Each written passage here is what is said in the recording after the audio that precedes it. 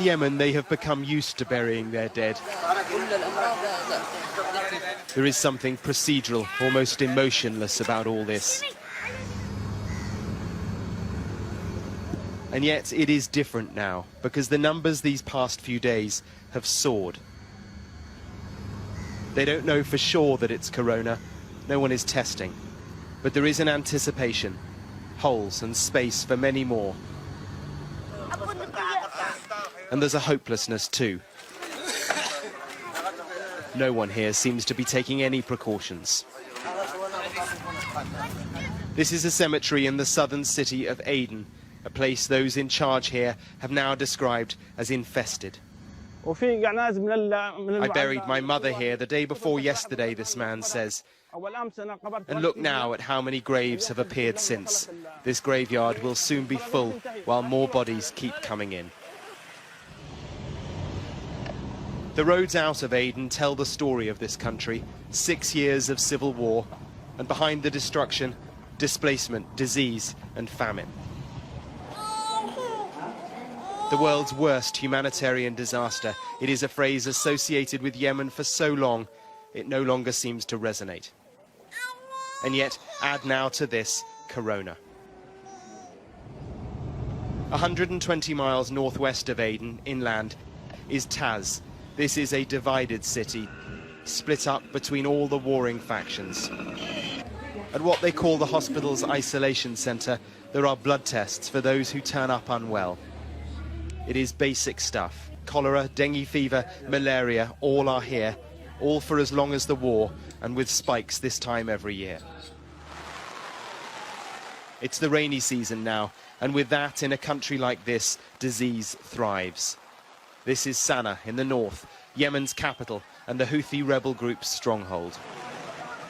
At the city's main hospital, Dr. Hamdan Bajare shows us around. In general, we haven't any sufficient solutions seriously to face this struggle.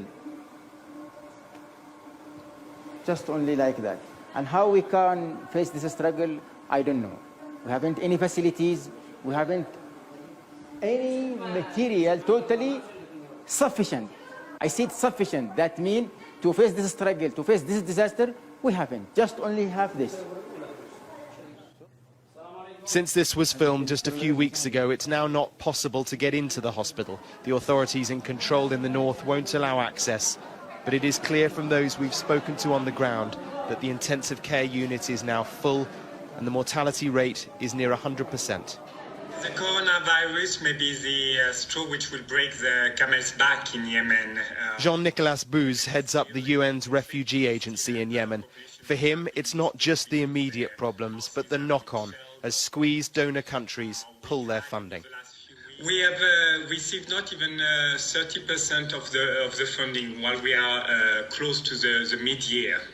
And therefore, we have to prioritize our intervention.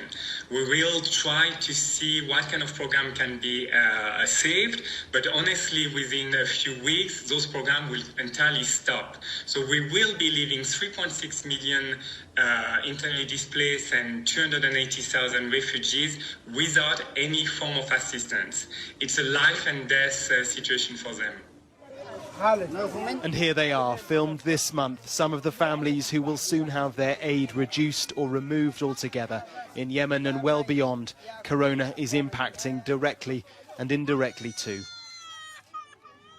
Still, even among this hopelessness, or maybe because of it, we found remarkable ingenuity.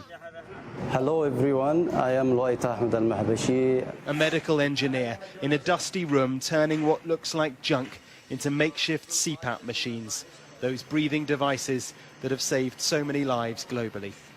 And at a desk, wires are bound together to make thermometers.